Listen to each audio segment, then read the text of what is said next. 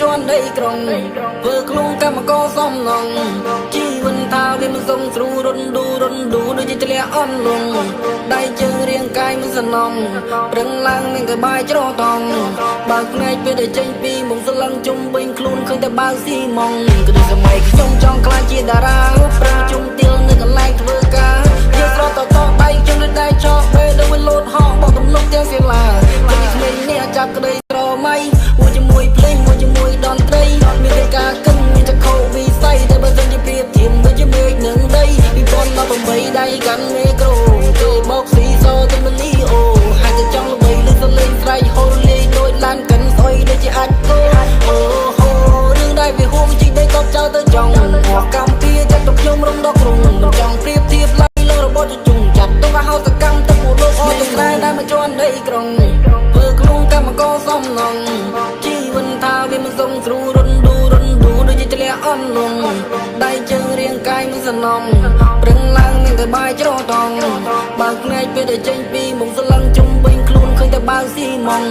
ថ្ងៃសុំលើសុំត្រូវចែកដាច់ពីគ្នានេះដែលចង់ជន់មានវិយទៅដែរជន់មាននិយាយអាក្រក់ក្រោយគ្រាមិនយទៅស៊ីមកទៅបងលឺអត់អាចមានពួកអាគ្មានប៉ុនបងអើយថាមិនចង់និយាយព្រោះនិយាយទីអត់និយាយចេញមកលខេលខាងដូចបេម៉ាចេញពីព្រៃព្រោះប្រូចរិតញីស្លាប់ព្រោះដោយសារស្រីគុំធ្វើចរិតលុយវិយតែញិចដូចចៃ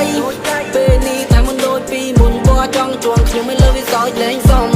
ជីវិតឡើងត្រដែតផោផងមិនតែពួកវាវិញហិតកៅច្រថងដៃខ្ញុំកំពុងកោកាឲ្យមនុស្សអស្ចារ្យគេបេម៉ាពេញនង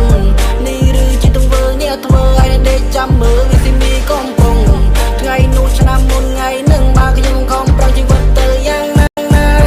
កាន់បិញយកគូមកសរសេរចេញជាសំណេរខ្ញុំមានលយខ្ញុំចង់ខ្លាចជាតារាប្រឹងជុំទៀលនៅកន្លែងធ្វើការយកស្រត់តដៃខ្ញុំនៅដៃចោពេលដែលវាលោតហោបទំនុកទាំងសិលាពេលក្មេងនេះចាប់ក្តីស្រមៃមួយជាមួយភ្លេងមួយជាមួយតន្ត្រីមានតែការគិនមានតែខោវិស័យតែបើសិនជាប្រៀបធៀបដូចជាមេឃនឹងដី2018ដៃកាន់មេក្រូគេបោកស៊ីសទៅមលីអូហើយតែចង់ល្បីលើសលេងស្រែកហូរលេងដូចឡានកិនស្អុយដូចជាអាចគោអូហូរឿងដែលវាហួងជីដីក៏ចោលទៅចង់មកកម្មពីចាត់ទៅខ្ញុំរំដកក្រុងចង់ប្រៀបធៀបឡៃលើរបស់ជុំចាត់ទៅហៅសកម្មទៅពួកលោកអត់ទាំងដែរដែលមកជន់ដីក្រុងធ្វើខ្លួនកម្មករសំណង